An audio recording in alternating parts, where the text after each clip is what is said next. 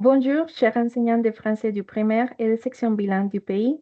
Nous vous souhaitons la bienvenue à ce webinaire organisé par le ministère de l'Éducation publique dans le cadre de la formation continue 2026. Nous vous remercions pour votre participation et nous vous souhaitons une activité vraiment intéressante.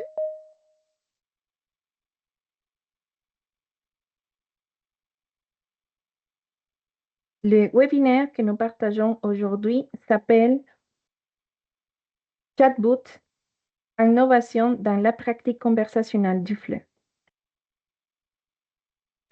Cet espace de formation a pour objectif explorer l'usage des chatbots comme innovation pédagogique pour renforcer la pratique conversationnelle en FLE et améliorer les apprentissages.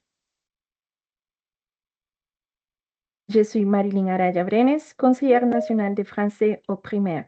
Ce matin, je suis la modératrice de cette activité.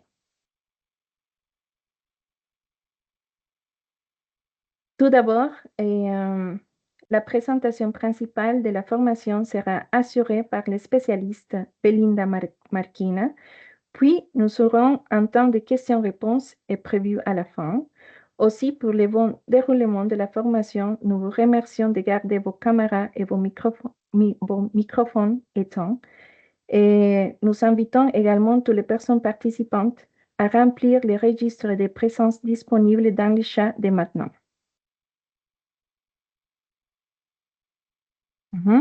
Pour continuer le webinaire, aujourd'hui,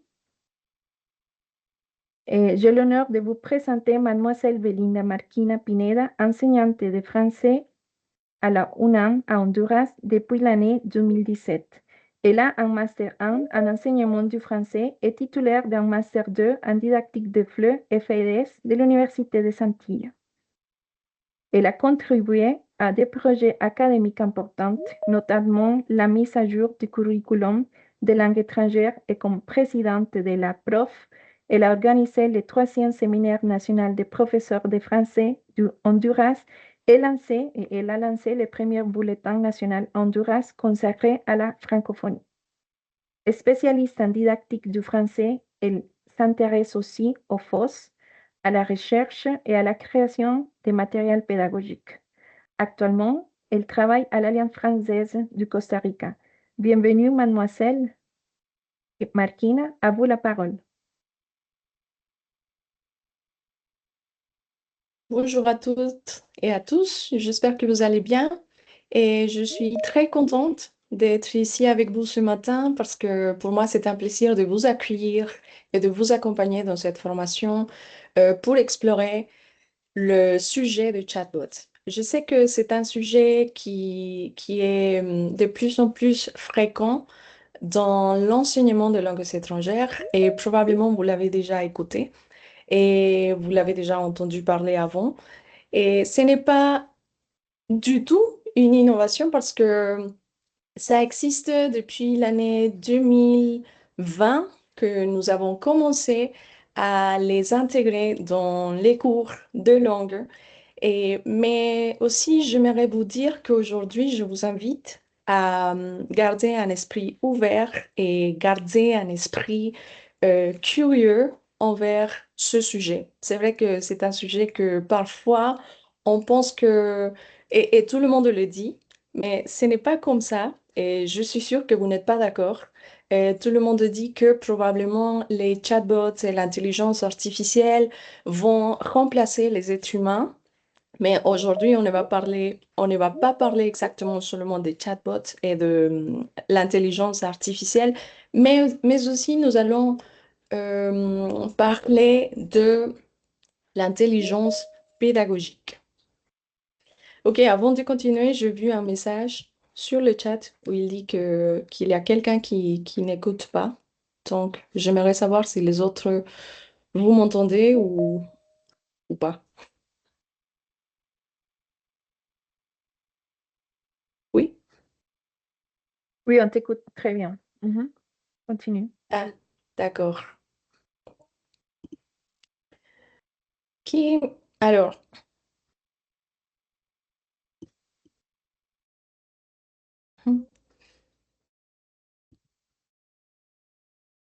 ok, alors, je vais commencer avec cet atelier super intéressant en relation à l'innovation de la pratique conversationnelle du français.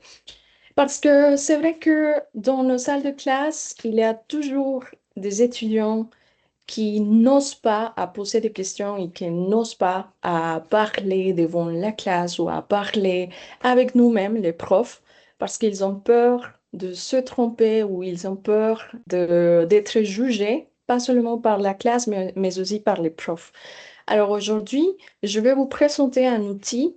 Oui, c'est innovant, mais aussi c'est un outil qui s'utilise de plus en plus dans les universités, dans les écoles, dans les collèges, partout en Europe et qui s'intègre peu à peu ici en Amérique.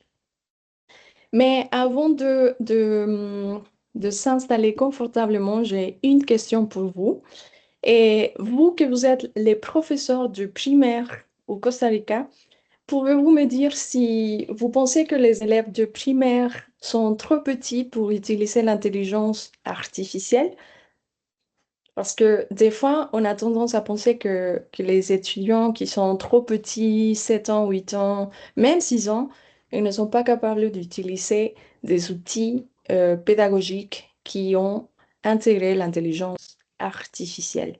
Alors, j'aimerais vous écouter. Vous pouvez lever la main et comme ça, vous pouvez ouvrir votre micro et vous exprimer librement. J'aimerais vous écouter et ça, justement, parce que on va aborder quelques points importants pour la suite de cette présentation.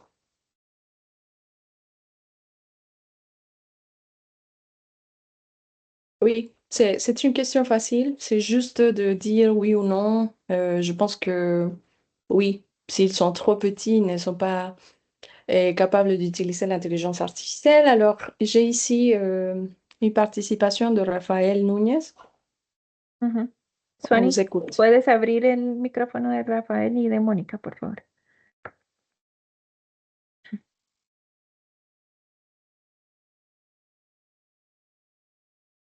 Bonjour. Bonjour, je pense que les enfants qui sont très petits, ils peuvent utiliser l'intelligence artificielle, mais avec des conditions spécifiques, il faut que ça soit très guidé et très qu'on cherche très bien quel type d'outil on va utiliser avec eux, n'est-ce pas? Parce que ce n'est pas que ce soit l'intelligence artificielle qu'ils peuvent utiliser tout, n'est-ce pas? Parce qu'ils sont très petits et donc ça doit être aussi très surveillé. Je pense qu'il y aura des outils pour les enfants qui sont de cet âge, mais il faudra bien réviser qu'est-ce qu'on va faire et qu'est-ce qu'ils peuvent faire aussi avec notre aide. Merci beaucoup. Très, très bien. OK, on va écouter Raphaël.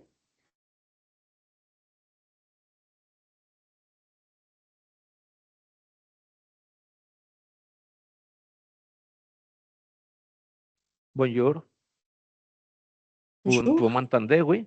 Oui. Oui, je suis tout à fait d'accord avec ce que vient de dire la collègue. Les enfants, ils sont très doués, ils sont nés déjà dans le milieu de la technologie, mais je crois qu'il faut les surveiller, il faut guider et bien choisir les sujets ou la situation à apprendre et à travailler. D'accord. OK. Oui, on est tous d'accord. C'est vrai que l'âge des enfants, parfois, ce n'est pas un problème parce que les enfants ont des capacités et des habilités que les adultes ne possèdent pas. Vous le savez très bien parce que vous travaillez avec des enfants tout le temps. Mais c'est vrai que ils n'ont pas ni la maturité ni l'esprit pour analyser qu'est-ce qui est bon pour eux ou de quelle manière utiliser correctement l'intelligence artificielle. Alors là, je pense que nous sommes dans la bonne voie. Et j'ai une autre participation d'Evelyne Galita. On va vous écouter.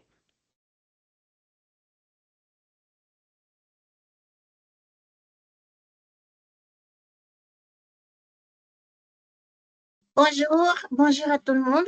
Je pense, mademoiselle, que de nos jours, ils sont tous les connaissances requis, les petits pouvoirs travailler avec l'intelligence, mais les connaissances et les connaissances spécifiquement réflexives, ce sont les connaissances des profs. C'est-à-dire qu'on doit surveiller l'utilisation parce qu'ils peuvent manipuler un ordi et manipuler des outils technologiques, mais c'est pas nous diriger, d'accompagner, de surveiller. C'est pour cela qu'il faut oser avec ce type d'expérience avec les petits.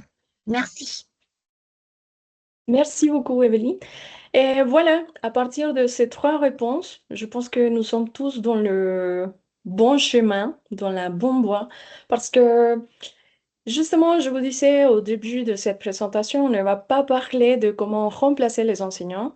L'intelligence artificielle ne pourra jamais nous remplacer parce que l'intelligence artificielle, c'est justement un outil pédagogique qui nous sert à exploiter cette intelligence, n'est-ce pas, artificielle et que nous ne possédons pas, mais que l'intelligence artificielle ne possède pas le sens pédagogique.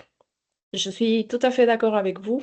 Les chatbots et même l'intelligence artificielle, tous les outils que nous connaissons dans l'actualité et que nous utilisons jour à jour, et nous aident à faciliter la vie, à faciliter les connaissances, à faciliter les recherches, mais l'intelligence artificielle ne pourra jamais penser de manière émotive ou intelligente et non plus être le centre de la pédagogie, n'est-ce pas?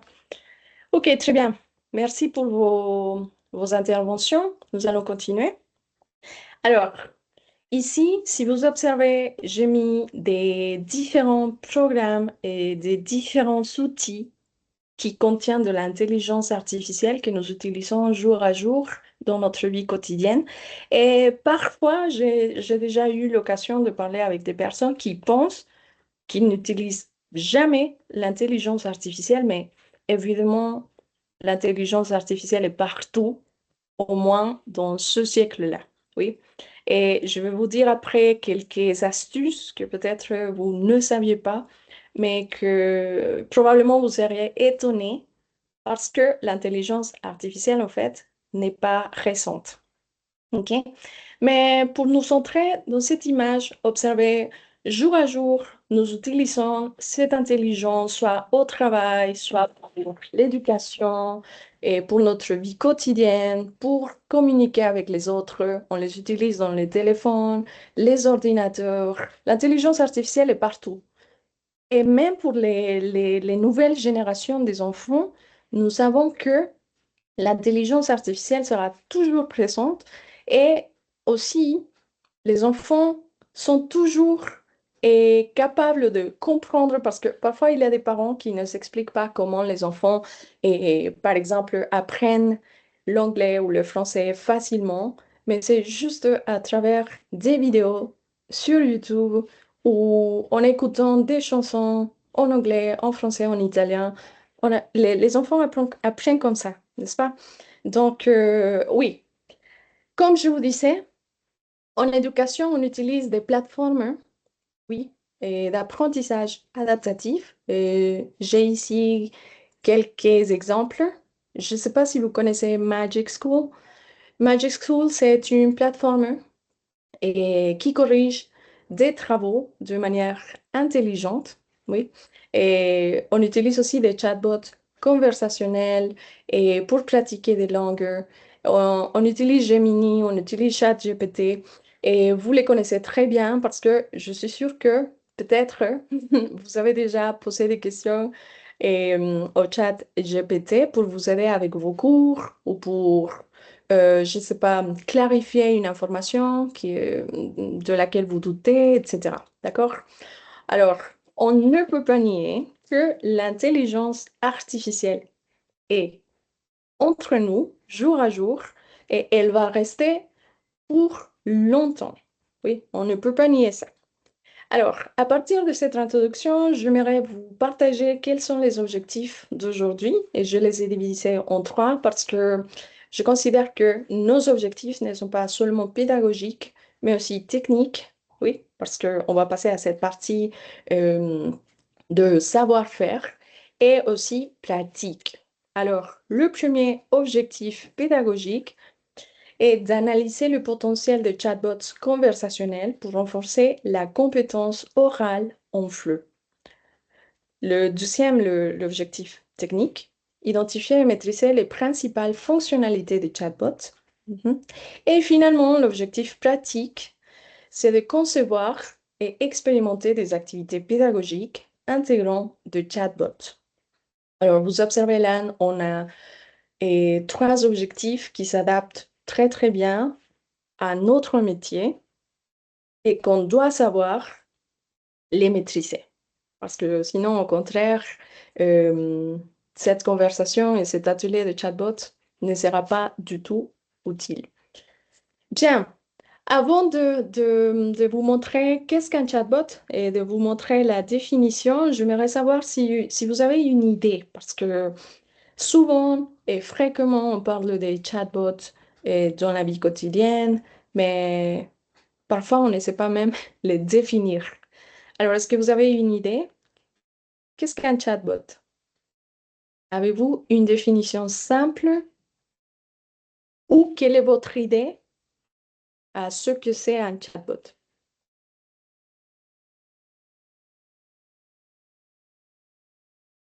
Oui, si quelqu'un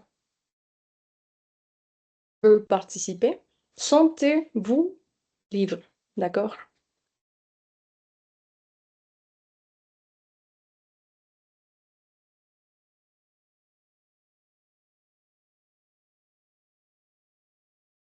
Ok, Belinda, dans le chat, Caroline dit la consigne pour demander quelque chose. Ok, d'accord, Mhm. merci. La consigne pour demander quelque chose. Quelque chose. Mhm. Angelina dit que c'est un logiciel qui simule une conversation. Mhm. Sandro dit aussi que c'est un programme informatique conçu pour simuler une conversation humaine par texte, excusez-moi, ou par voix. Très Mhm. bien, oui. Et Oui. il y a quelqu'un qui a la main levée, je crois, non? Ah Oui, oui, c'est... Anthony. Ajá, Anthony Mhm. Cartín. Ujú. Suani, ¿puedes darle la palabra, por favor?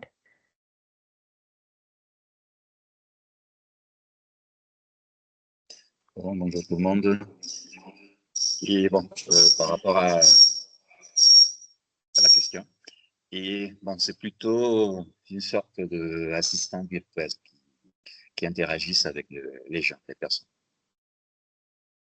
Excellent, très bien. En fait, voilà, vous le savez très très bien. Un chatbot, c'est un assistant virtuel et c'est un programme informatique qui simule une conversation avec une personne à l'écrit ou à l'oral. Et ça, c'est super important parce que des fois, on pense que c'est seulement à l'oral, mais en fait, non. On utilise les deux types de communication.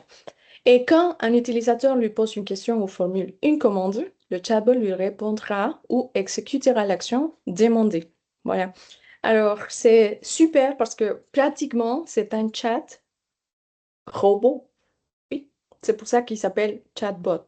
Oui, parce que c'est un robot qui est là dans des programmes informatiques et qui peuvent répondre à l'oral ou à l'écrit, voilà, selon les demandes et les commandes des, des clients ou je sais pas, des participants de,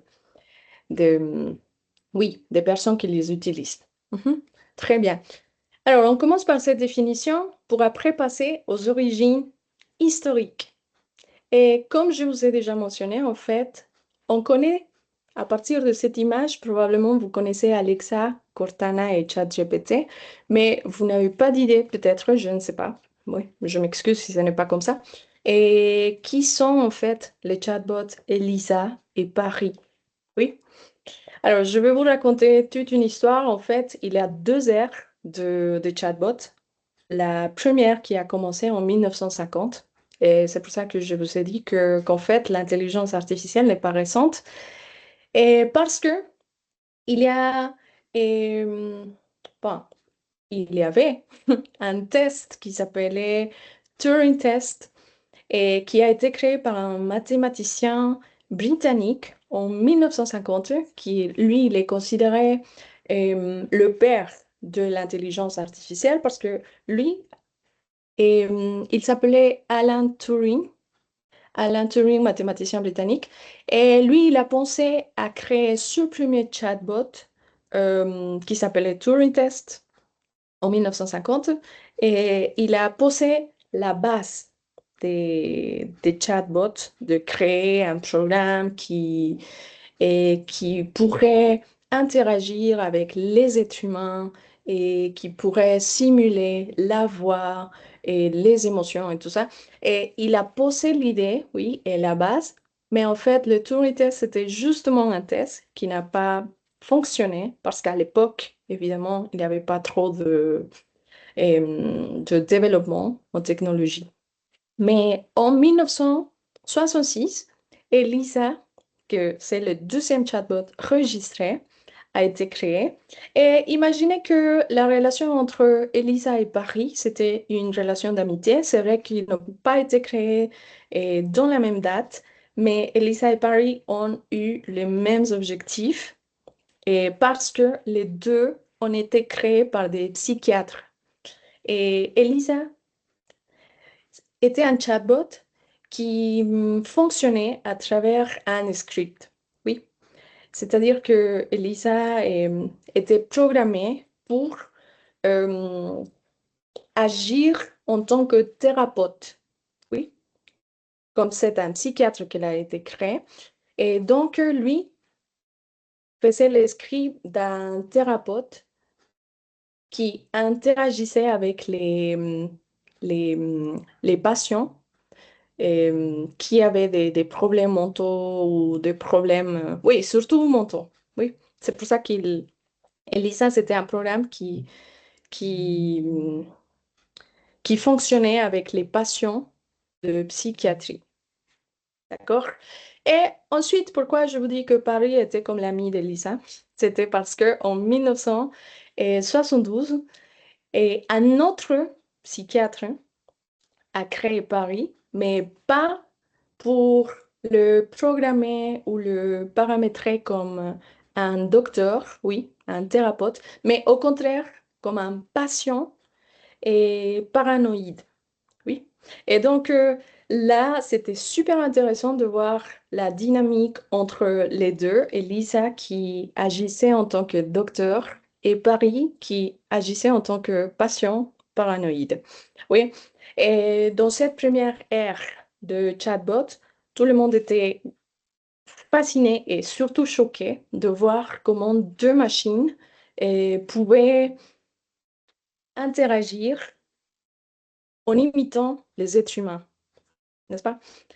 Alors, on continue dans cette ligne de temps et en 1995, Alice, que c'était aussi un programme chatbot et programmé sur des règles. Alice, en fait, son nom est en anglais, oui. Et c'était un programme linguistique qui utilisait l'Internet et ouais, mais c'était le premier programme qui a commencé à utiliser le langage naturel des êtres humains. Et donc, pour cette époque-là, ça a été je sais pas, le boom, et pas seulement le boom, mais aussi quelque chose qui a vraiment choqué l'humanité, parce que je ne sais pas si vous vous rappelez qu'on on a changé de siècle, de 1999 à l'année 2000. Tout le monde pensait qu'on allait mourir ou que c'était probablement la fin du monde. Et quand Alice a été créée, tout le monde disait qu'on était presque à la fin du monde parce que c'était impossible de voir une machine parler avec les êtres humains et comme un être humain et réagir face aux êtres humains. Donc voilà, c'était fascinant, mais en même temps choquant pour l'époque. Et voilà, on continue en 2006. En fait, IBM Watson a eu deux versions, une en 1997 et une autre en 2006. Et pratiquement, c'était une machine qui a battu les êtres humains dans de différents jeux. Par exemple, il y avait un joueur d'échecs qui était très très bon, mais et, quand il a joué contre cette machine, c'est la machine qui a gagné. Et voilà, c'est pour ça que c'était à l'époque considéré comme un chatbot hyper intelligent qui pouvait vaincre les êtres humains, même si les êtres humains étaient très très bons dans le domaine qu'il faisait. Bien, en 2010, j'imagine qu'à partir de là, oui, on se situe très bien avec Siri. Siri a été créé en 2010 par l'entreprise Apple. Et déjà là, on commence avec les assistants vocaux. Mhm. Et on les connaît très bien. Et à partir de 2010 jusqu'à nos jours, Siri a beaucoup évolué jusqu'au point de très très bien comprendre ce que les êtres humains disent, demandent, etc. Après, en 2014, on passe à la deuxième ère des chatbots. En 2014, et on va dire que Alexa est née. Amazon a créé Alexa, que c'est un dispositif qui nous aide à la maison pour allumer les lumières ou les éteindre, ou bien appeler quelqu'un et reproduire de la musique, etc. C'est un dispositif assez complet qu'on utilise jour à jour et avec lequel on se sent à l'aise.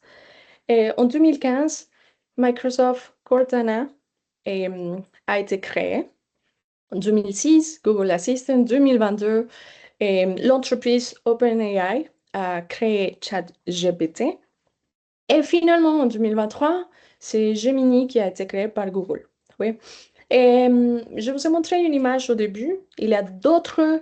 Euh, il y a d'autres plateformes qui sont similaires au ChatGPT. ChatGPT, c'est une entreprise américaine et qui l'a créé.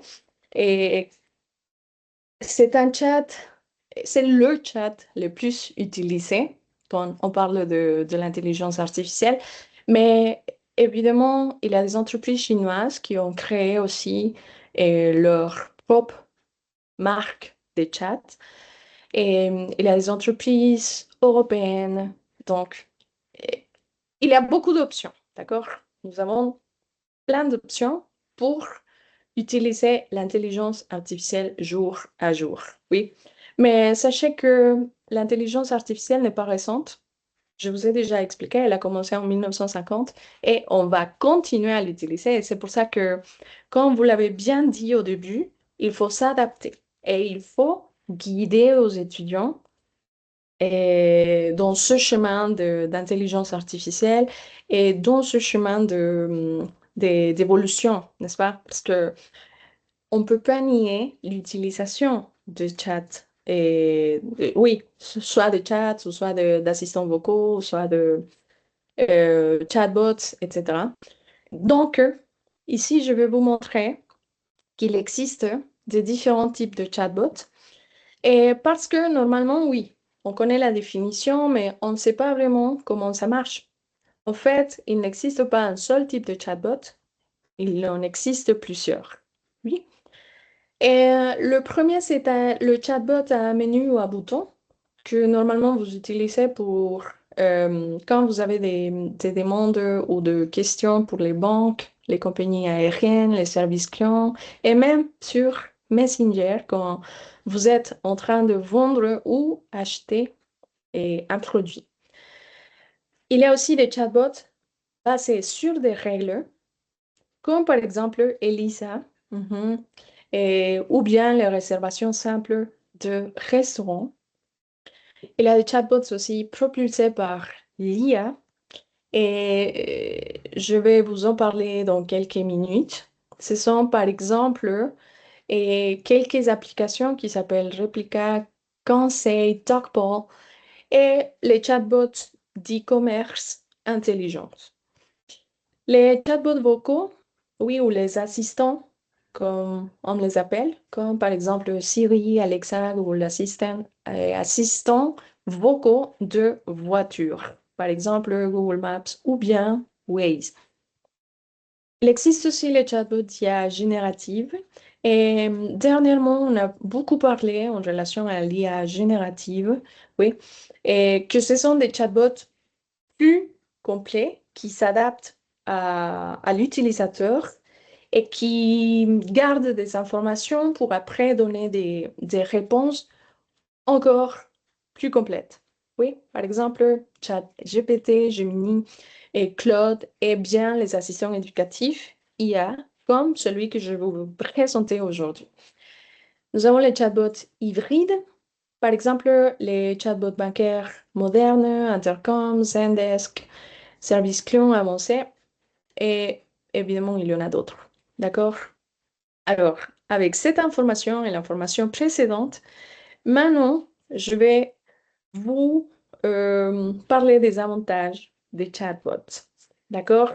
On connaît déjà quelle a été la transformation et l'évolution des chatbots. On connaît les types de chatbots, mais quand on parle des avantages, oui, là, j'ai mis quelques avantages, mais j'aimerais bien vous écouter et pour m'expliquer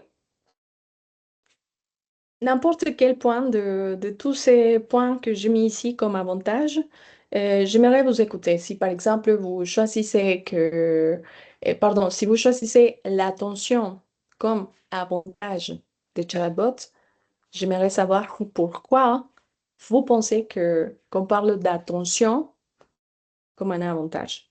D'accord? Parce que là, j'ai mis 6 points ou 6 avantages que je considère, parce que j'ai déjà utilisé les chatbots, et qui sont les plus importantes pour nos étudiants. OK? Nous avons tout d'abord l'attention, l'engagement actif, retour sur l'erreur, renforcement de la mémoire, développement des compétences métacognitives et adaptatives.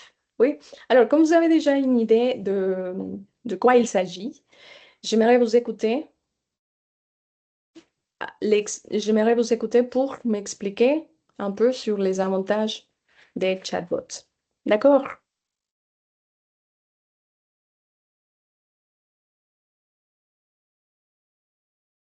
Vous Si, pouvez lever la main. Ajá. si, par exemple, on dit attention, pourquoi on parle d'attention? Attention de la part de qui? Engagement actif, pourquoi on dit ça? Ouais, voilà, c'est ça ce que j'aimerais savoir. Réfléchir un peu sur les avantages.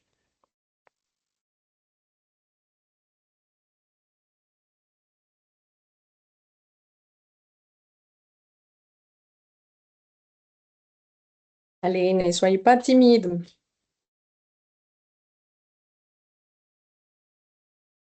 Je sais que c'est tôt. C'est difficile de réfléchir le matin. Euh, Oui, ok, oui, on vous Ok. écoute. Ujú.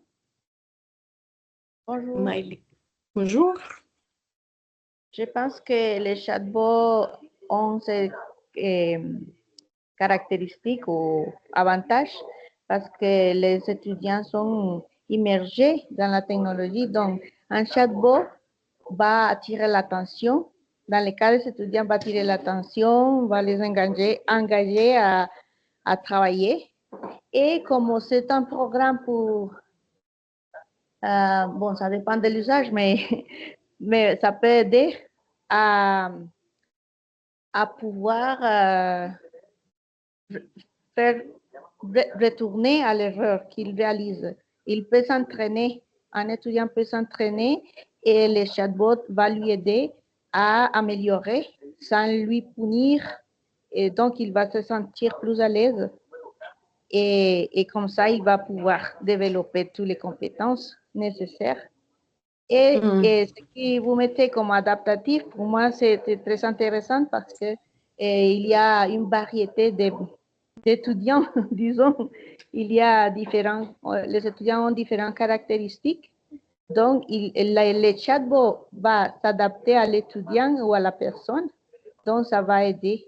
Ce n'est pas quelque chose spécifique pour une seule personne, sinon pour les différentes personnes et les différents rythmes et niveaux, soit de langue, soit d'intelligence, disons, entre guillemets. Et c'est pour ça que je pense que ces avantages sont très intéressants et ils nous aident si on utilise les chatbots.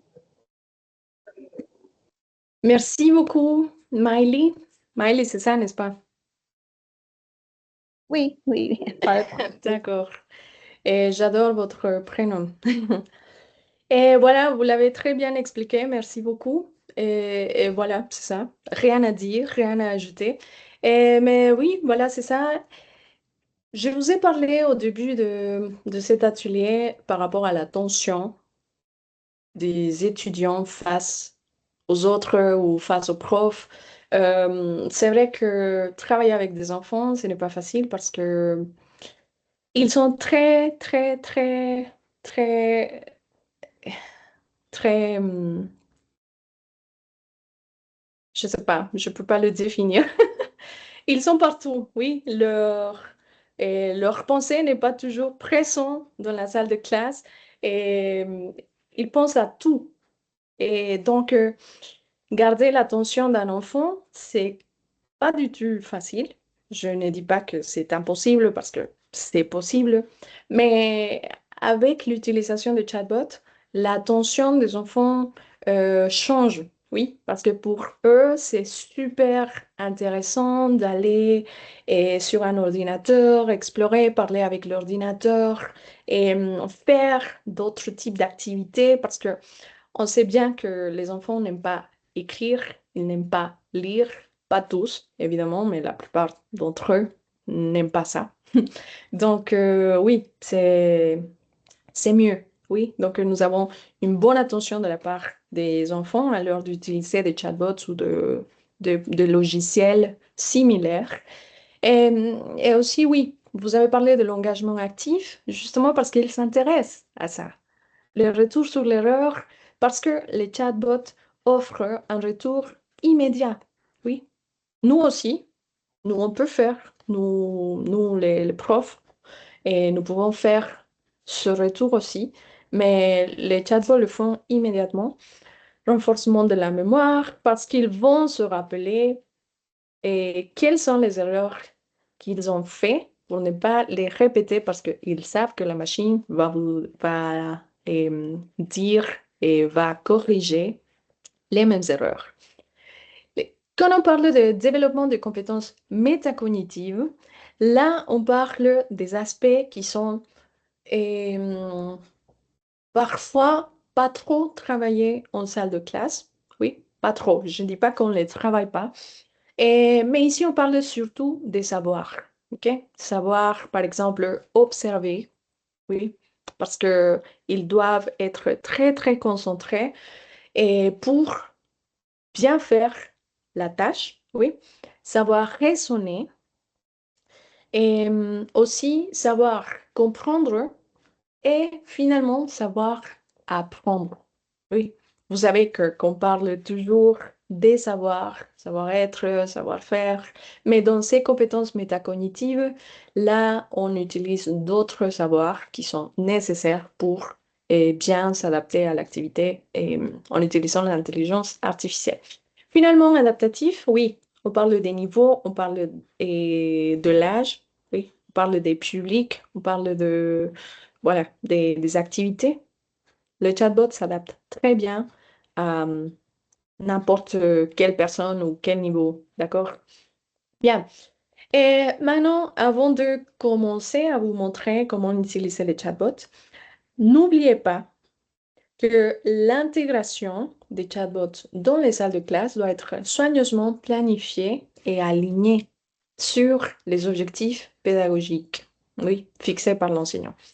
Alors, ici, je vous présente un triangle qui contient 6 aspects super importants à l'heure d'intégrer les chatbots dans la salle de classe. Et nous, en tant que concepteurs pédagogiques, nous devons toujours avoir en tête ces 6 aspects pour intégrer les chatbots. On va aller du bas vers le haut et on va commencer par les objectifs pédagogiques. Vous les savez très bien parce que vous avez très bien planifié. Et tout d'abord, il faut penser aux objectifs. Oui, si je vais utiliser un chatbot, quel sera ou quels seront les objectifs pédagogiques que je veux euh, employer, oui, tout au long de cette session. Après, quand vous avez des objectifs fixés, vous commencez à planifier la séquence. Et là, dans la séquence, vous allez travailler soit par séance ou vous allez travailler des différentes activités ou bien, je ne sais pas, dans cette planification de séquence, vous allez voir de quelle manière l'activité de chatbot pourrait contribuer au développement des compétences que vous voulez développer chez l'étudiant. Et après, on passe à l'intégration d'un chatbot. Attention, là, je vais parler spécifiquement d'un chatbot appelé Mizu. Et Mizu, c'est un chatbot qui a été conçu par des différentes académies françaises. C'est un chatbot qui contient beaucoup d'activités et d'informations en français, mais aussi dans des différentes langues, mais ce n'est pas le seul. Et c'est pour ça que si vous voulez intégrer un chatbot, il faut en choisir le meilleur pour votre public. OK? Choisir une ressource adaptée. Et voilà, les chatbots peuvent aussi être utilisés avec d'autres ressources. Oui, soit une grille d'évaluation, soit, je ne sais pas, une activité extra, un devoir, je ne sais pas. Oui, c'est à vous de le penser. Et vous l'avez très bien mentionné, on ne peut pas ignorer le fait d'accompagner l'élève.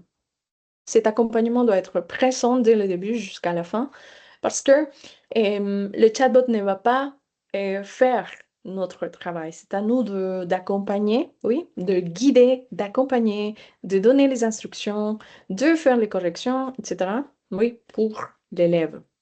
Et finalement, remédier ou bien évaluer.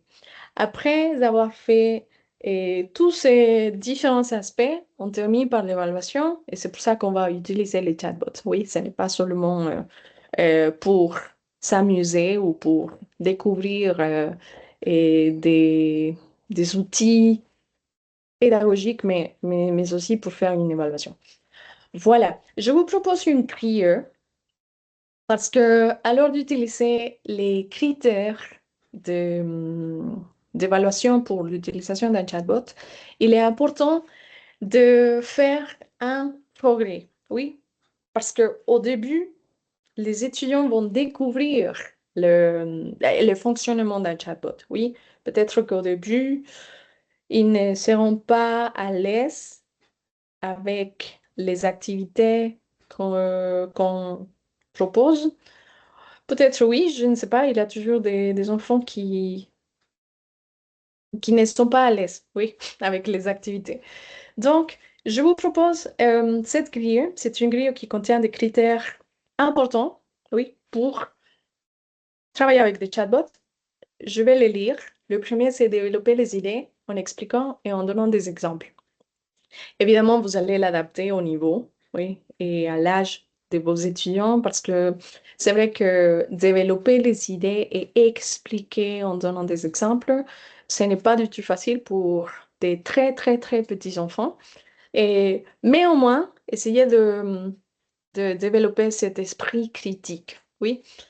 Et vous observez que nous avons des différents niveaux. Niveau 1, qu'on considère le démarrage. Niveau 2, que c'est en progression. Niveau 3, bien maîtrisé ou c'est le niveau attendu. Et après, pour le niveau 4, c'est un niveau très compétent. Oui. Et c'est comme ça que vous pouvez commencer à les évaluer. Évidemment, on va tous commencer au démarrage parce que il faut avoir un compta et il faut connaître, n'est-ce pas, le chatbot et la fonctionnalité et comment les programmer et les paramétrages et tout ça pour savoir développer ses compétences, n'est-ce pas? Ok, après, nous avons un autre critère, les idées répondent au sujet. C'est complet. Voilà, nous avons les différents niveaux. Et les idées sont organisées d'une manière logique. Bon, voilà, parce qu'on commence à enseigner les étudiants que toutes les idées doivent être organisées. S'ils vont passer le DELF, c'est un critère qu'on ne peut pas ignorer, n'est-ce pas? La construction des phrases doit être correcte pour comprendre le sens. Et là, la construction de phrases est toujours un sujet qui pose problème en salle de classe parce que s'ils parlent anglais, ils vont faire la phrase comme en anglais ou s'ils parlent espagnol comme en espagnol. Voilà, mais il faut donner une importance à ce critère de construction pour qu'ils parlent bien le français, n'est-ce pas? Et finalement, attention à l'orthographe. Le texte doit être lisible et propre. Pourquoi? Parce que rappelez-vous que le chatbot évalue à l'oral ou à l'écrit. Et quand vous parlez à un chatbot, ce que vous dites est transcrit. Oui. Et l'étudiant a l'opportunité de changer ce qu'il a mal prononcé ou ce qu'il a mal dit et par écrit. Oui, il a l'opportunité de changer la phrase. Voilà, donc c'est pour ça que l'orthographe, c'est aussi un aspect super important en relation à l'utilisation des chatbots. Voilà. Alors, c'est une grille que je vous propose. Évidemment, vous pouvez la changer, mais je pense que c'est assez complète pour travailler les différents niveaux jusqu'à arriver au niveau 4, que c'est les niveaux et dans lesquels il se trouve dans un point très compétent. Bien, finalement, on arrive, euh, on arrive à découvrir des chatbots qui sont propulsés par l'IA. Oui. Je vous présente 4. Je vais vous présenter 3 d'entre eux rapidement parce que ce ne sont pas des chatbots dans lesquels on va se centrer parce que les stars d'aujourd'hui, c'est Mizu. C'est, à mon avis, le meilleur chatbot pour travailler en salle de classe. Par contre, attention, Conseil, Replica et Talkbot, ce sont aussi des chatbots hyper, hyper intéressants qui travaillent avec des différentes langues et que vous pouvez intégrer facilement dans votre classe. Alors, je vais commencer rapidement par Conseil. Conseil, c'est une application. Là, j'ai mis le code QR. Si vous voulez le lire, oui. Et si vous voulez le scanner, vous pouvez le faire. Et comme ça, vous allez arriver directement sur le site. Et voilà, c'est comme ça que vous allez le découvrir. Peut-être pas en ce moment, parce que je ne vais pas parler trop sur cette application, mais après, oui, vous pouvez le garder après pour le découvrir. Conseil, c'est une application pensée comme un espace d'immersion conversationnelle, simulant des dialogues réalistes et ce qui enrichit l'expérience d'apprentissage en la rapprochant d'une situation réelle. Oui, nous avons des différents scénarios, des différents niveaux de longueur, ce qui est très important. Et aussi, c'est un outil très pertinent. Pourquoi? Tu peux le proposer à des élèves qui n'ont pas facilement d'accès à des locuteurs natifs. Et c'est pour ça que ces chatbots sont super importants parce que parfois, les élèves se plaignent de ne pas avoir un contact avec des locuteurs natifs et de dire oui, mais vous parlez français comme une personne hispanophone. Alors, votre accent n'est pas la même chose. Donc, les chatbots proposent ça. Parfois, ce n'est pas facile de parler avec un locuteur natif. Donc, vous pouvez le faire à travers des chatbots.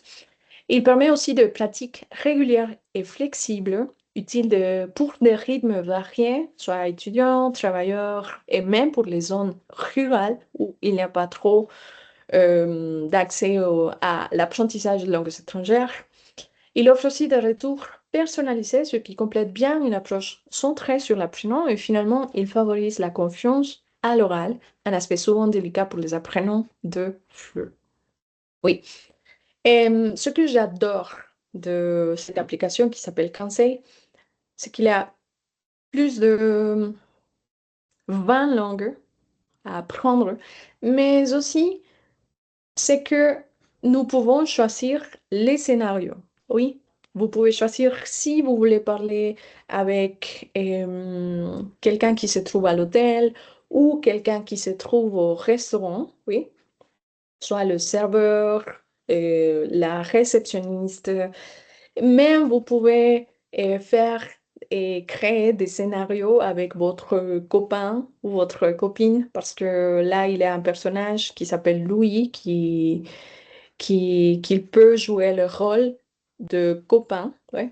Alors, c'est cool parce que comme ça, vous changez de scénario. Ce n'est pas quelque chose strictement en relation à l'apprentissage de français langue étrangère. Non, sinon, au contraire, les élèves peuvent s'entraîner afin de jouer dans des différents scénarios de la vie réelle.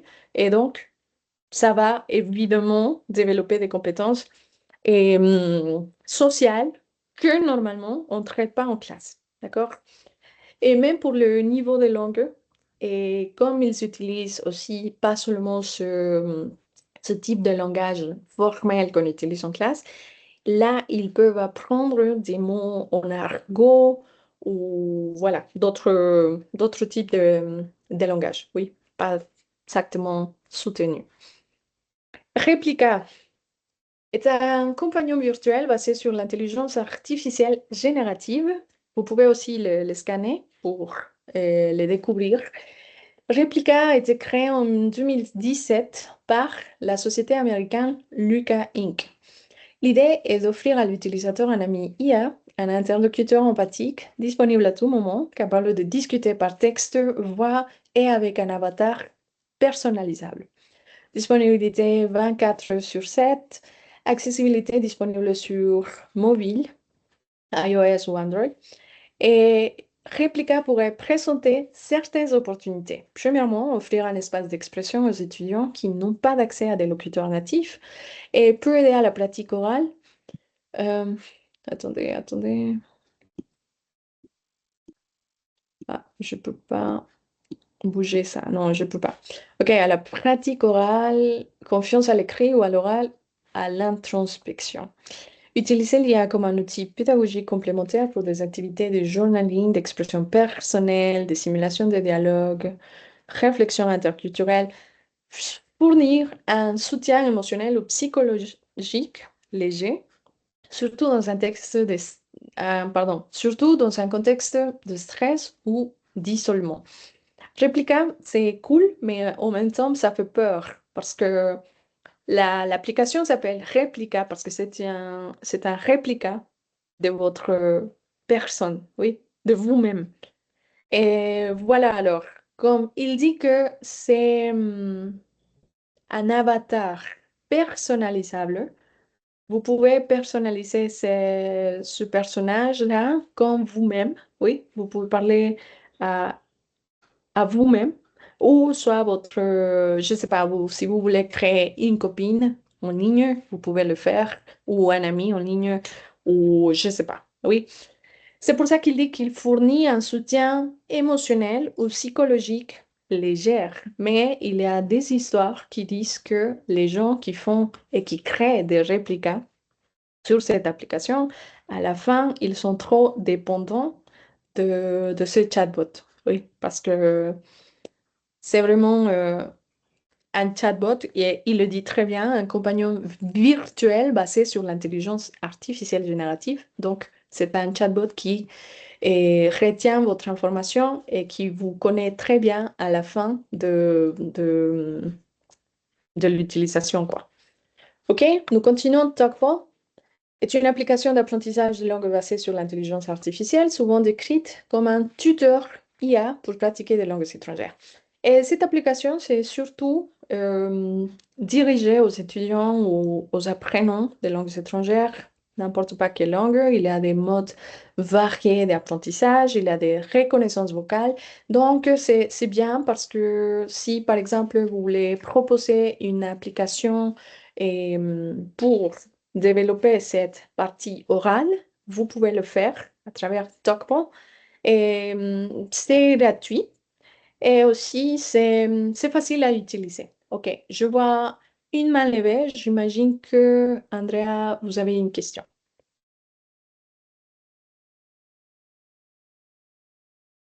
Ou non?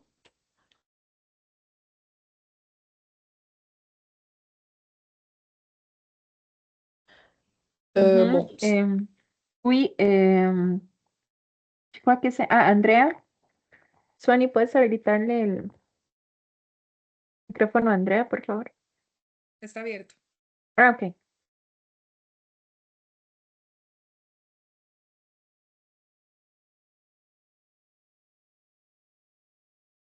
bon. Sinon, je continue et si vous avez une question, vous pouvez l'écrire sur le chat. D'accord? OK. Alors, les stars d'aujourd'hui, c'est Mizu. Oui.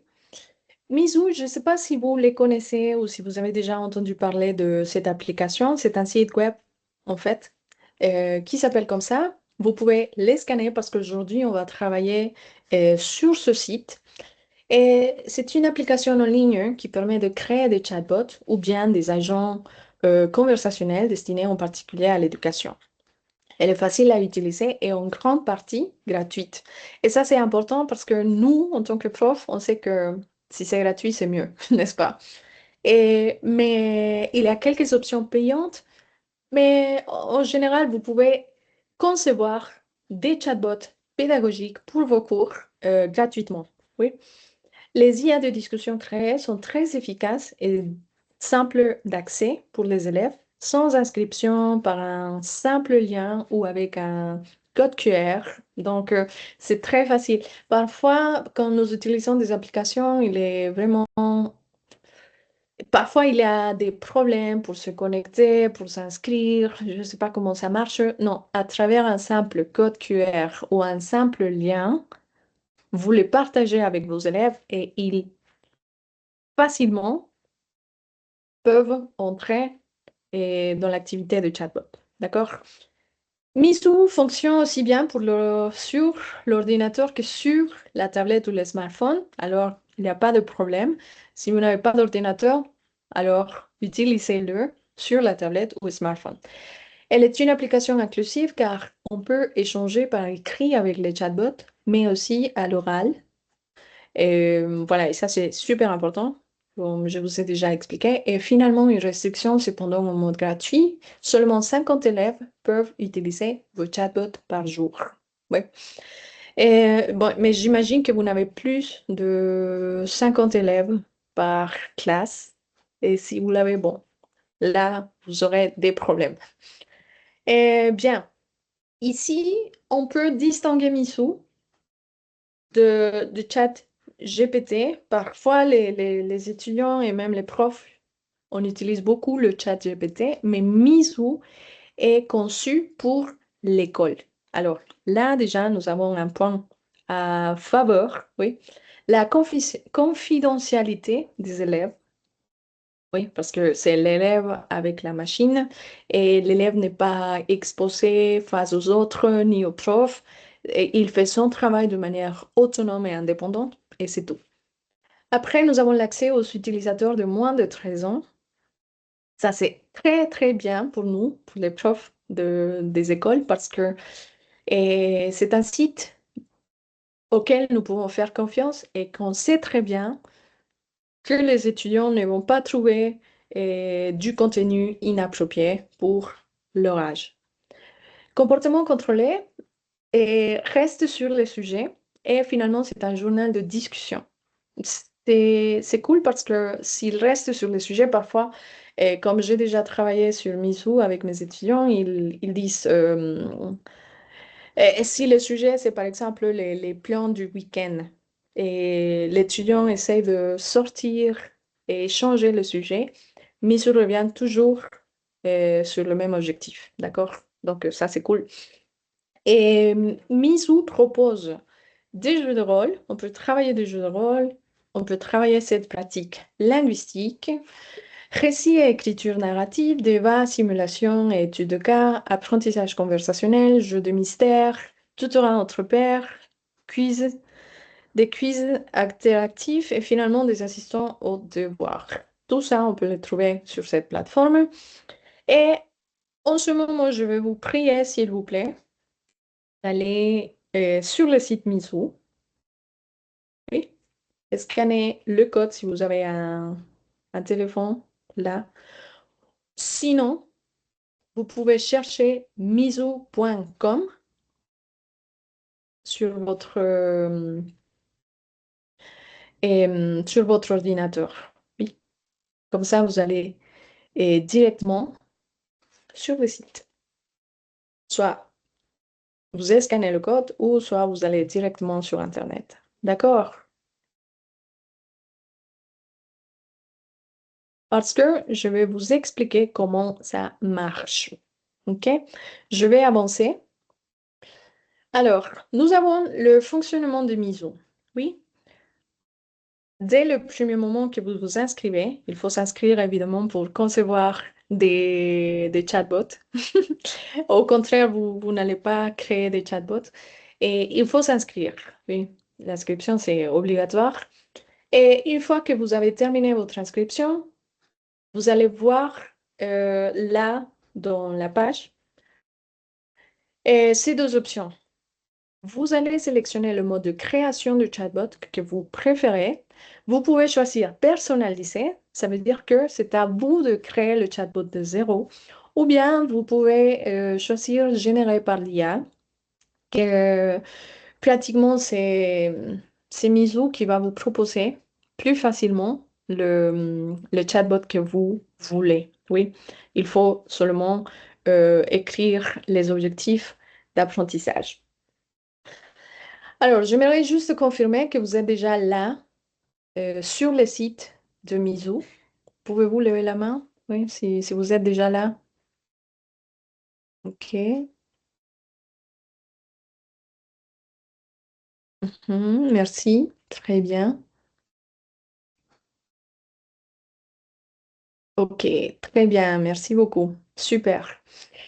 OK, oui, parce que comme ça sera plus facile si vous êtes déjà là sur le site, pour voir comment ça marche. Alors, rappelez-vous, nous avons deux options. Personnaliser, c'est-à-dire moi, je vais le créer ou c'est l'IA qui va le créer. En tout cas, les deux sont bonnes. Oui. Bien.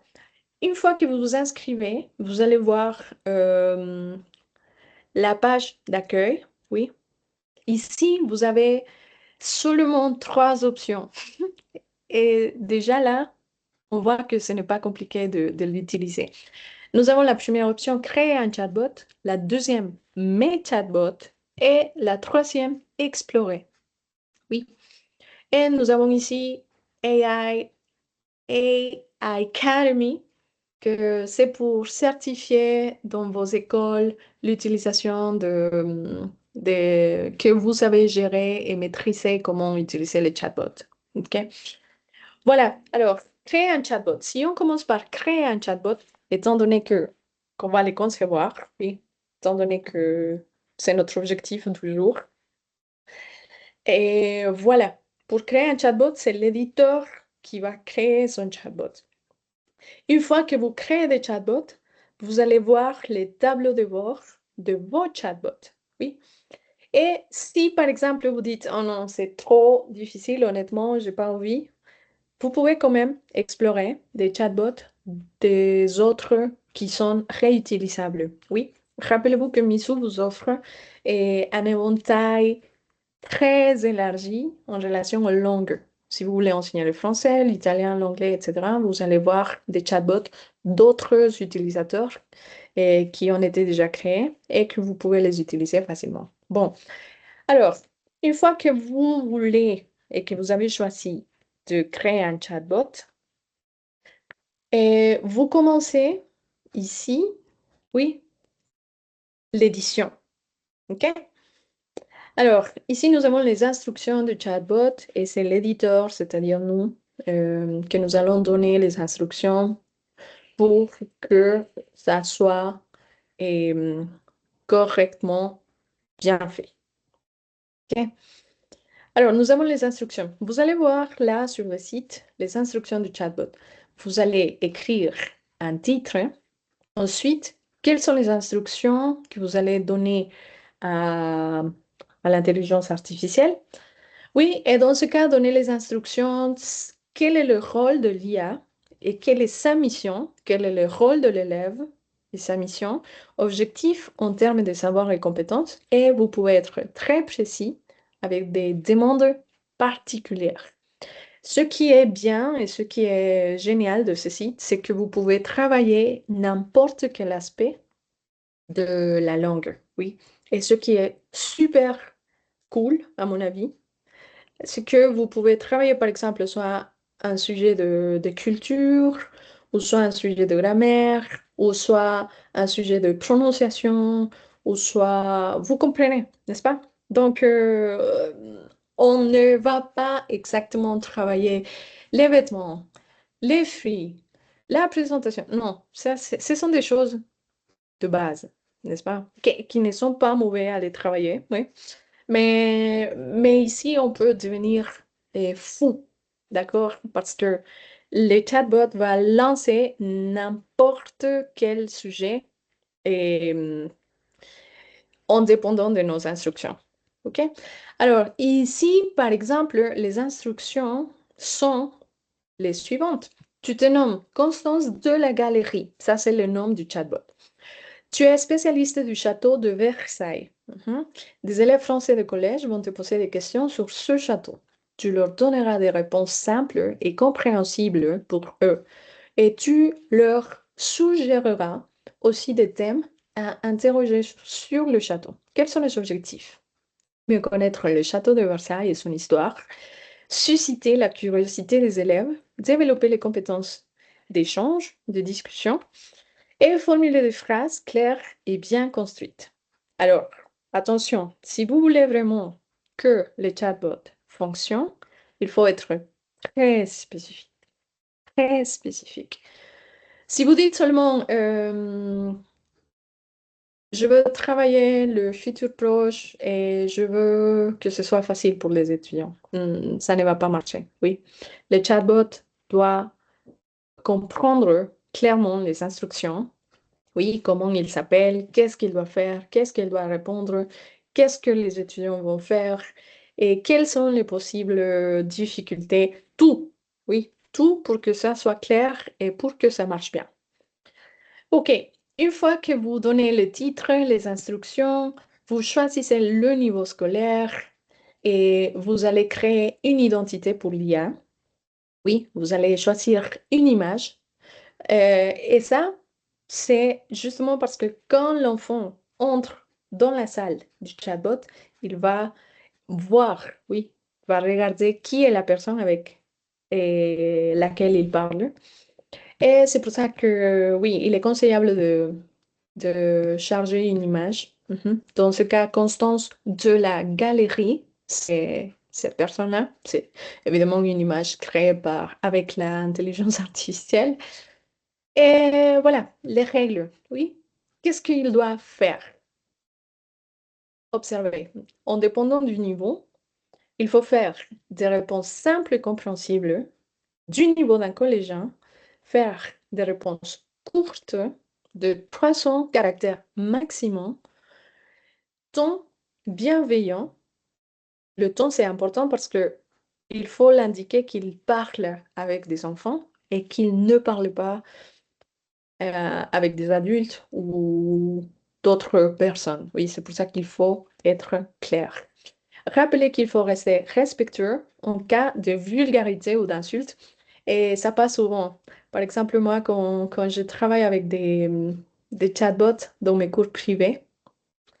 Il y a des adolescents ou de pré-ados qui sont pas du tout respectueux avec le chatbot. Et je pense qu'il faut donner aussi cette règle pour éviter les insultes et les vulgarités. Encourager à reformuler les réponses peu claires ou incomplètes et proposer aux élèves d'autres thèmes à aborder et d'autres questions. OK? Alors, vous allez fixer les règles de l'échange et, et il faut bien les rédiger, bien les penser. Et une fois que vous terminez, vous passez alors au fichier des connaissances. Oui, si vous en avez un. Si vous n'avez pas de fichier, il n'importe pas.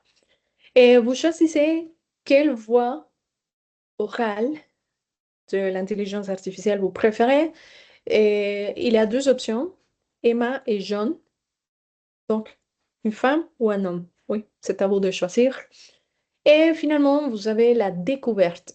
Ici, dans cette dernière étape pour la création du chatbot, dans cette étape de découverte, ce sont vos étudiants qui vont le lire. Oui. Alors, c'est la présentation de votre chatbot, notamment si vous la partagez dans le catalogue commun. Oui. Alors, par exemple, cette description dit une experte du château de Versailles pour répondre à toutes vos questions. Et le sujet, c'est les études sociales. Voilà la présentation. Une fois que vous terminez d'éditer votre chatbot, vous lancez une session. Oui. Et comment vous allez lancer la session? Bon, une fois que le chatbot est très bien établi, que vous l'avez déjà testé et que vous savez que ça marche bien, vous lancez la session et c'est facile. Comment ça marche? Bon, ici, nous avons notre chatbot et experte du château de Versailles. Vous cliquez sur Nouvelle session. Ici, la nouvelle session va vous donner un code d'accès. Oui, lequel vous pouvez copier ou bien vous pouvez transmettre par code QR. OK. Quand vos étudiants ont accès à l'activité, ils vont écrire leur nom, ils vont démarrer la session et facilement, sans inscription et sans problème, ils vont arriver à l'activité. Oui. C'est l'IA qui va commencer. Observez, il dit bonjour. Ainsi, vous souhaitez en savoir plus sur notre formidable château de Versailles. Mais quelle excellente idée! Je vous répondrai avec grand plaisir. Quelles sont vos questions? Et ici, l'étudiant commence à parler avec le chatbot. Bonjour, quand ce château a-t-il été construit? Et voilà, l'intelligence artificielle répond. Observez, ici, l'étudiant doit seulement ouvrir le micro, parler. Comme nous avons ici cet espace pour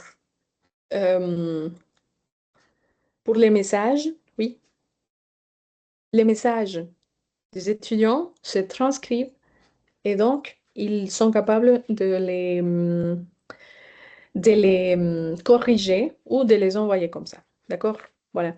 Attention, dans ce cas, comme l'activité est conçue seulement pour parler du château, s'il y a des erreurs, l'intelligence artificielle ne va pas les corriger parce que cela n'a pas été clarifié dans les règles. OK? Alors, si vous voulez une correction, il faut les dire. Oui, il faut les écrire. Et c'est pour ça que vous programmez le chatbot. OK? Bien.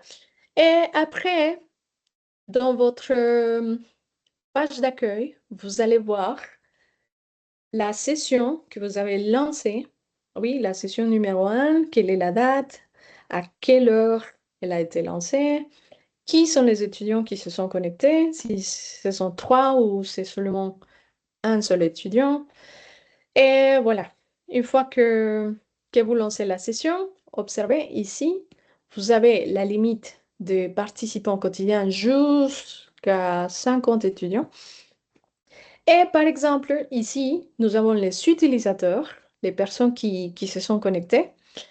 L'IA peut aussi suggérer une note. Ici, on va enregistrer la durée de l'échange. Oui, on va enregistrer aussi si l'échange a été soumis et quel est le statut des utilisateurs. C'est actif, oui ou non. Et ici, dans ces 3 points, nous avons l'accès étudiant, fermé, détail de la session, notes d'étudiant. Oui, alors c'est une plateforme assez complète pour évaluer les interactions des étudiants avec l'intelligence artificielle. Est-ce que vous avez des questions jusqu'à là? Ou des commentaires, des impressions?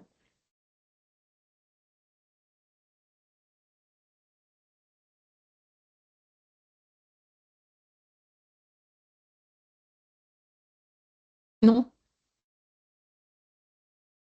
Ok, Miley, oui.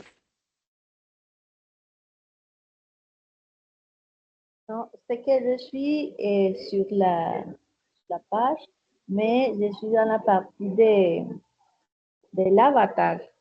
Mais Mhm. l'avatar parle en anglais, je ne sais pas, je cherche de changer j'ai déjà changé la langue de la page et tout ça, mais la personne qui parle, parle en anglais. Est-ce qu'on pourra changer la langue de l'avatar? Ok, normalement, quand vous entrez sur le site, oui, le site est en anglais, n'est-ce pas? Mais si vous allez au nom, vous allez voir que là, il y a un petit message qui dit changer au français. Oui, Mais c'est ça, Mhm. mais pourquoi ça continue? Bon, la personne, l'autre partie de la page, c'est tout en français, mais la personne, l'avatar qui parle là, Ah oui, c'est vrai, c'est et vrai, c'est vrai. C'est vrai parce que ok, je ne sais pas si vous avez déjà essayé ici, dans cette partie où il dit gérer mon compte. Je pense que là, vous pouvez changer la langue.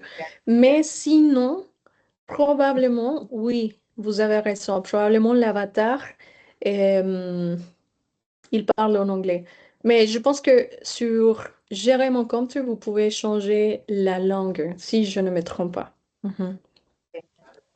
Ok, essayez, après, on peut voir. D'accord? Et Anna, oui. C'était Anna ou c'était Miley? Anna, n'est-ce pas?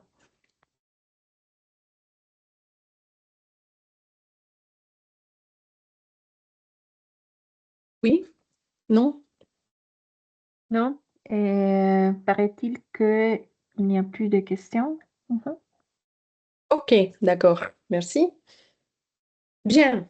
Je vous ai expliqué la première partie de comment personnaliser un chatbot. Oui, comment paramétrer, comment programmer le chatbot de zéro. Mais vous avez une autre possibilité, n'est-ce pas? Et c'est l'utilisation générée par l'IA. Alors ici, il dit Mizu créera l'écran en se basant sur vos objectifs d'apprentissage. Alors, qu'est-ce que vous allez voir si vous cliquez sur cette option générée par l'IA? Ici, le site va vous demander quels sont vos objectifs d'apprentissage. Et ici, le site vous donne un exemple. Oui, par exemple, les étudiants analyseront et évalueront les décisions stratégiques prises par Napoléon Bonaparte lors de la bataille d'Austerlitz, etc. C'est juste un exemple. Oui, ici, vous allez écrire quels sont les objectifs d'apprentissage que vous voulez travailler. Vous allez choisir le niveau scolaire. Si vous travaillez avec CP, CE, CM, je ne sais pas, sixième, etc. D'accord? OK. Et une fois que vous cliquez là sur obtenir des idées, parce que vous avez déjà écrit les objectifs et vous avez déjà sélectionné le niveau scolaire, le chatbot va vous proposer des différentes idées. Par exemple, moi, j'ai créé cet exemple hier pour travailler le futur proche. Oui, mon objectif d'apprentissage, c'est de travailler le futur proche. Et le chatbot m'a donné un titre.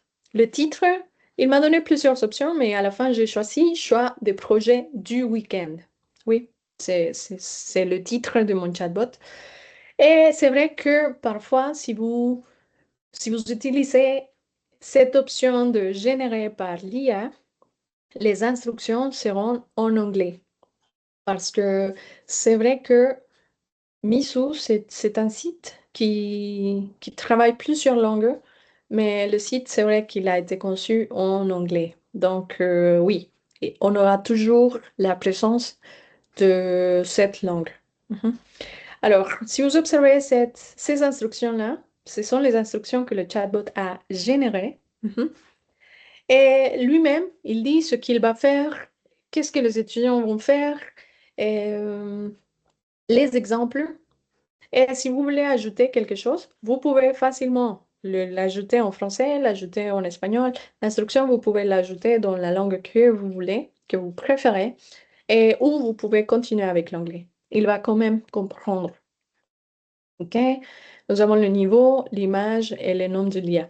OK, une fois que je lance la session, l'aperçu, ici, il dit bienvenue dans l'exercice des choix des projets du week-end, Belinda. Prête à choisir tes activités? Dis-moi, qu'est-ce que tu vas faire ce week-end?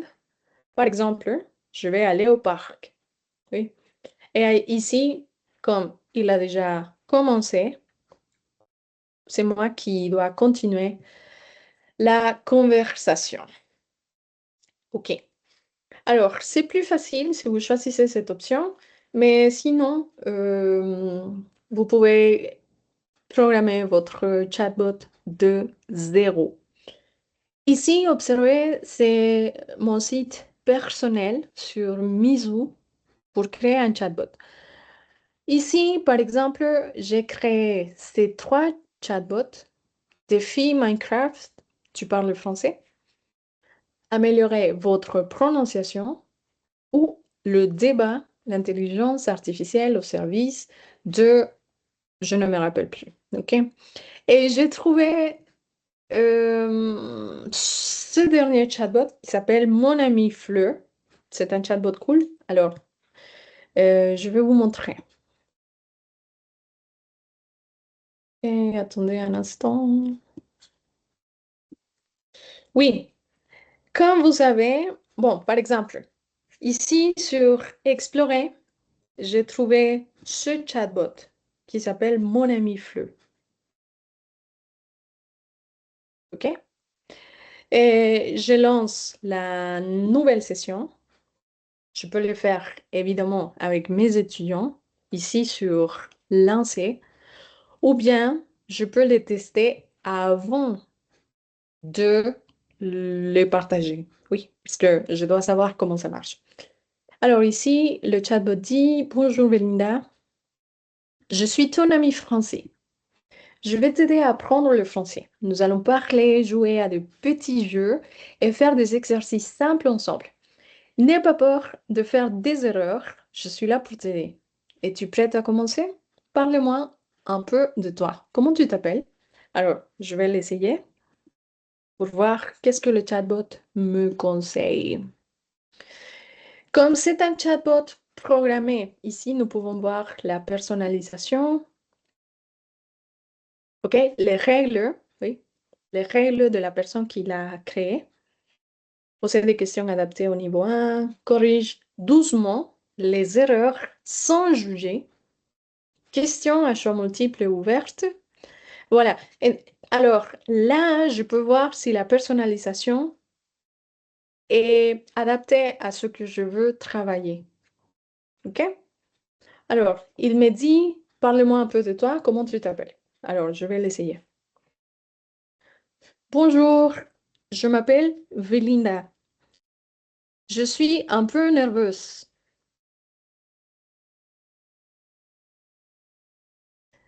OK, ici, les étudiants peuvent écouter ce qu'ils disent. S'ils écoutent et c'est bon, alors ils cliquent sur OK et envoyer. Alors, c'est ça ce que je vous disais. Quand vous parlez, vous pouvez corriger. Dans ce cas, il dit, bon, je suis un peu nerveuse. On va voir qu'est-ce que le chatbot nous dit.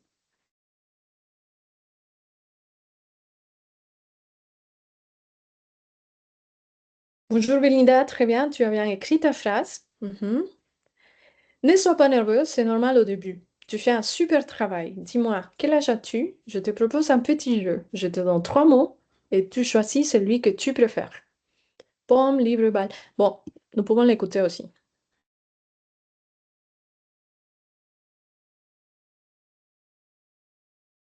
Bonjour Vélanda, très bien, tu as bien écrit ta phrase.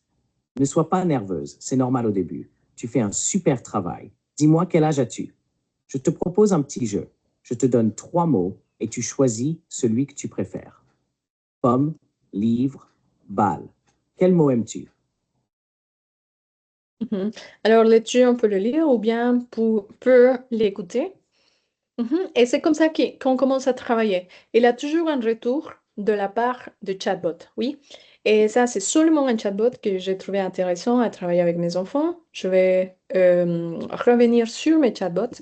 Et par exemple, ici, pour améliorer la prononciation, c'est un chatbot que j'ai créé pour améliorer la prononciation de mes étudiants. D'accord? Je vais vous montrer comment ça marche. Et il a toujours une petite introduction. Après, c'est l'étudiant qui doit.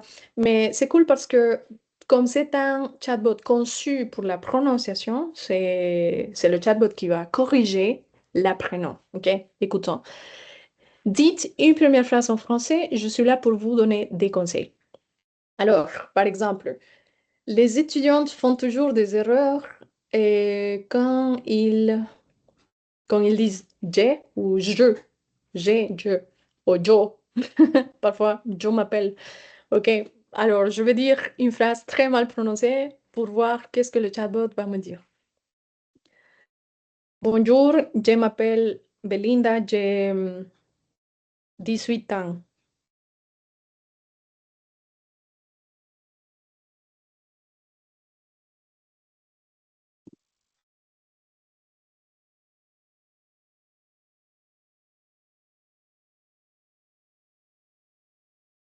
OK. Ta prononciation, bon, on va l'écouter.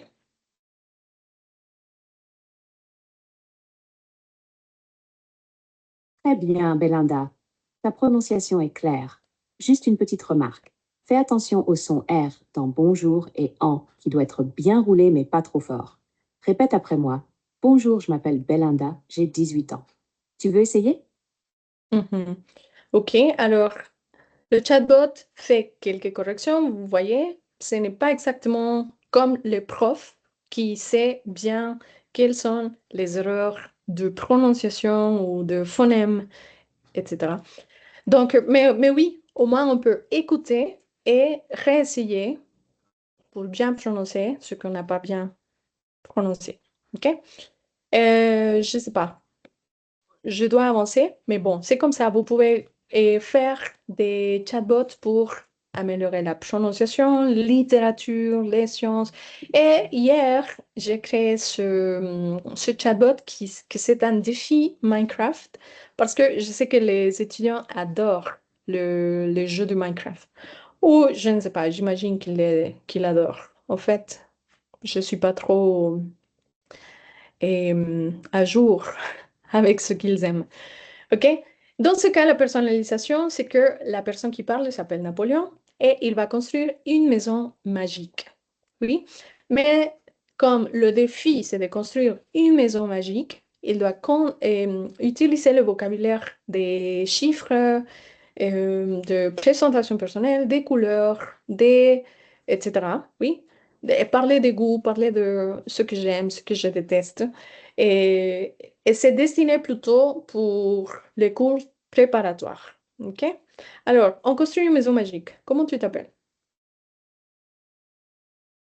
Je m'appelle Velinda.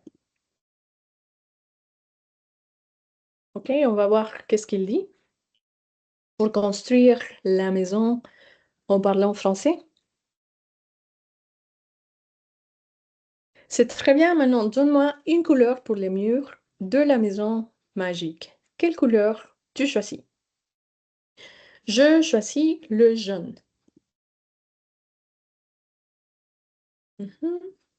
Et c'est comme ça qu'on travaille le vocabulaire. Oui, en jouant, en créant une maison magique. Parfait. Maintenant, donne-moi un nombre de blocs. Choisis un nombre entre 1 et 10. Combien de blocs sur le mur?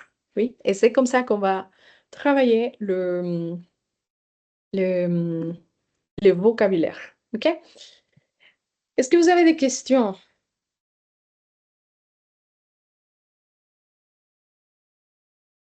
Hmm, non? Oui, Non, pas de questions. Mhm. c'est clair. OK. N'oubliez pas que ce qui attire l'attention des enfants, c'est toujours le fait de jouer, de gagner des défis, d'avoir un rôle spécial, interagir, vivre une aventure, créer, collaborer, s'exprimer, réussir. Oui, ne pensez pas trop à la grammaire, ne pensez pas trop à ce qu'on va enseigner, quels sont les objectifs pédagogiques, quelles sont les compétences, qu'est-ce qu'il dit le cadre. Tout ça, c'est important pour nous, pas pour les enfants. Oui. Alors, on va faire un défi éclair. 20 minutes ou plutôt entre 10 et 15 minutes parce qu'on n'a pas trop de temps. Et entre 10 et 15 minutes, oui, vous allez créer votre chatbot. Vous allez concevoir un groupe de 5 personnes, un chatbot simple, créatif et efficace pour développer la production orale des élèves de primaire avec Miso. Vous allez devenir concepteur pédagogique. Et quelle est votre mission? Créer un chatbot pour vos élèves de primaire qui développe la production orale. Attention, il doit être simple, adapté à l'âge, sécurisé et vraiment utile en classe. Oui. Le chatbot doit favoriser des phrases complètes, inciter l'élève à expliquer, pas seulement répondre oui ou non, ou prévoir une activité après l'interaction. Et imaginez que vous devez présenter ce chatbot à votre direction demain. Donc, il doit être convaincant. D'accord? Alors, on va le faire comme ça. Je vais vous donner 15 minutes maximum, ou peut-être 10 minutes, bon, entre 10 et 15. Oui. On va créer des salles avec sur groupe de 5 personnes et vous allez vous mettre d'accord pour voir comment vous allez travailler ce chatbot. Et après, je vais demander de présenter 2 chatbots et des 2 groupes différents. C'est clair?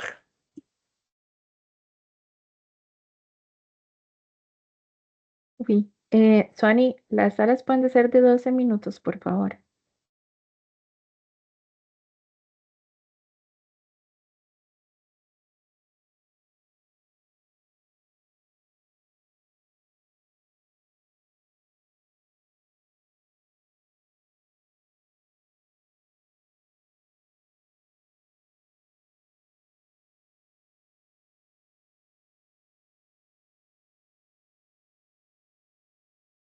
Quand tu dis, Belinda? Mhm. Comment? Quand tu dis, on fait les salles. Et maintenant? Ok. Suani, lista. Podemos crear las salas en este momento de 12 minutos. Gracias. Merci. Oui, soyez créatifs, d'accord? C'est le plus important. Il n'y a pas de limite, il n'y a pas de règles spécifiques.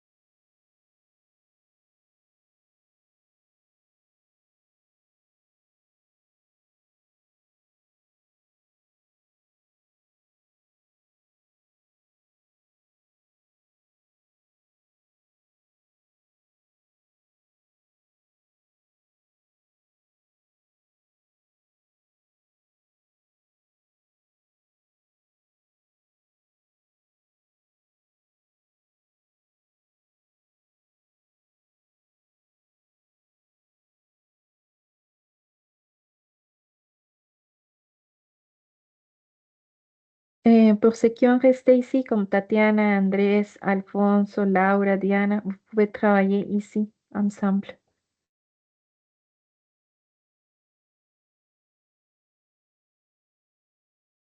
Suani, creo que los que están aquí, pues, encenderles el micrófono, porque creo que ellos tal vez están desde una cuenta NUMEP y por eso no se van a salas. Entonces ellos pueden trabajar aquí como si fuera una sala. Ok.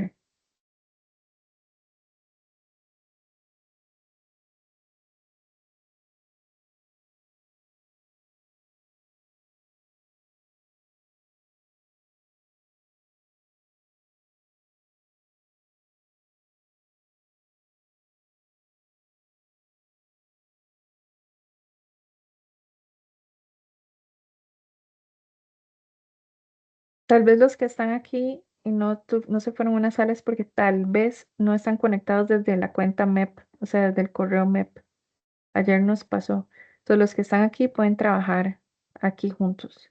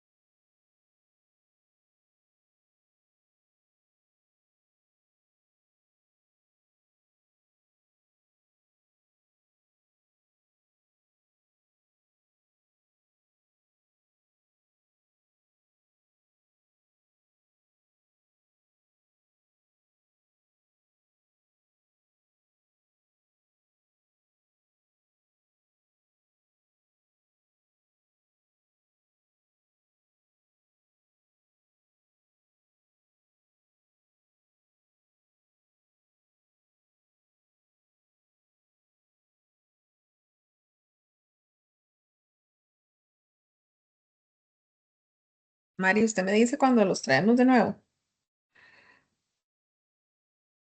Yo diría que ya, para tener estos 5 minutos de De cierre. cierre. Ok. Ujú. Voy a tomar entonces el control de sala.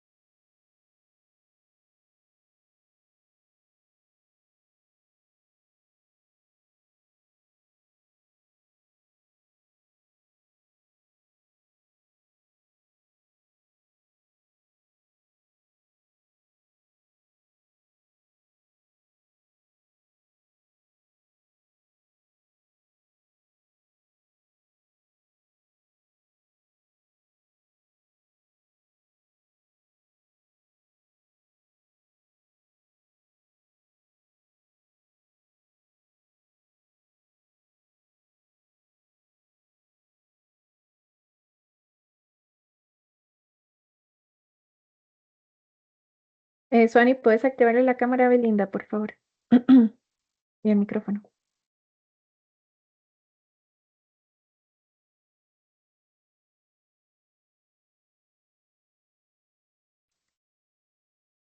Merci, merci. D'accord. Alors, j'aimerais savoir qu'est-ce que vous avez fait. C'était facile? C'était bien?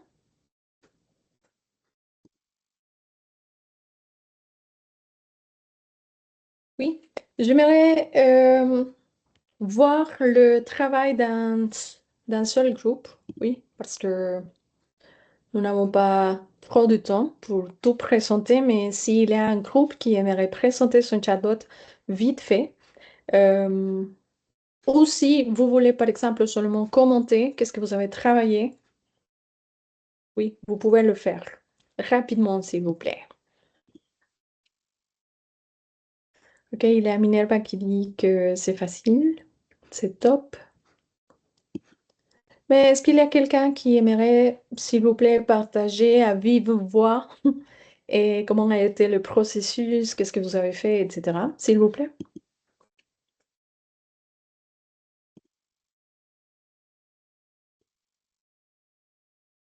Ok, Roy Gómez.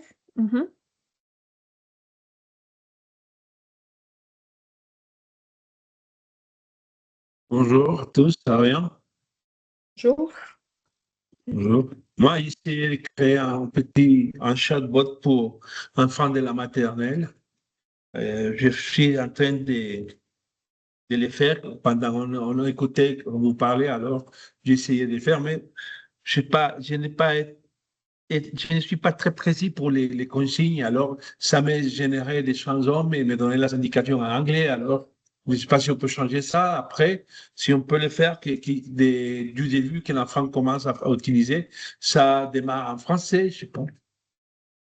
Ouais, quand on écrivait, par exemple, créer une chanson sur les jours de la semaine en français, il crée la chanson, mais les indications qu'il donne avant d'écrire la chanson, c'est en anglais. Je ne sais pas si on peut changer ça ou... Mais est-ce que vous avez demandé d'utiliser seulement le français pour s'adresser Non, à l'enfant? la première fois que je l'ai fait, non. Maintenant, j'essaie de faire autre. Et je commence à établir que ce soit seulement des chansons en français et donner des consignes en français pour voir si ça va bien. Parce que, comme je vous dis, Je suis en train de jouer pour voir, pour connaître cette Misou. Alors, ça va, mais ça m'était drôle. Ça y Oui, est. je ne sais pas parce que, oui, au même que Miley, elle disait que les instructions sont en anglais. Mais je pense qu'il faut, avant d'aller sur votre compte, il y a un espace qui dit changer au site, sur le site en français. Mais après, sinon, sur gérer mon compte, probablement là, vous allez trouver le changement de langue. Si ça ne marche pas, malheureusement, Misu se mélange beaucoup avec l'anglais. Mais je suis sûre que si vous donnez les instructions pour parler que français, et il va le faire. Oui, parce que vous allez le paramétrer comme ça. Donc, oui, Ouais, je pense que ça pourrait marcher. Mhm. oui, je crois que ça c'est dans les instructions qu'il doit les donner parce que moi, j'ai changé la langue. Parce que c'est en anglais, alors j'ai changé la langue en français et je commence à taper et tout ça, mais on va voir si maintenant de faire pas à pas en français va donner les résultats, que tout soit, même les consignes soient en français. Mais ça, c'est très intéressant, cette application, quoi. Ok, d'accord. Merci beaucoup, Merci, Roy. au revoir. Ok, est-ce qu'il y a une autre personne qui aimerait partager son avis Mhm. en relation à... Minerva, et on finit avec Minerva. Mhm.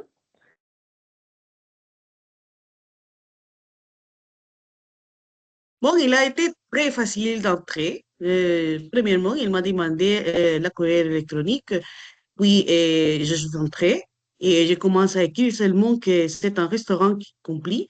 Et voilà, il m'a commencé les instructions en anglais. Je vais écrire en français. Il m'a écrit des choses et à la fin, j'écris, bon, ce sont des clients et vous serez les casiers. Et je commence le dialogue, c'est tout. C'est complètement facile, c'est simple. Et voilà, pas de problème. Ah, super.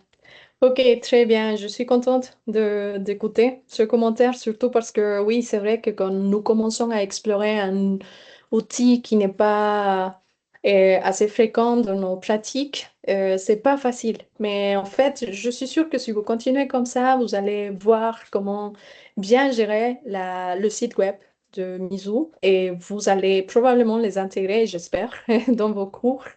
Et voilà, c'est ça. Mhm. Merci. Cela conclut l'espace dédié aux questions et aux commentaires. Merci. Et bon, merci Belinda pour toutes les idées partagées. Et aussi merci à toutes les personnes qui ont profité de ces webinaires et pour actualiser leurs connaissances. Souvenez-vous de remplir les registres de présence disponibles dans le chat dès maintenant. Et je vous souhaite à toutes et à tous une excellente continuation. À la prochaine. À demain. Merci. Au Au revoir. revoir. Béli, tu restes ici? Mhm. Ok. Merci. Au revoir.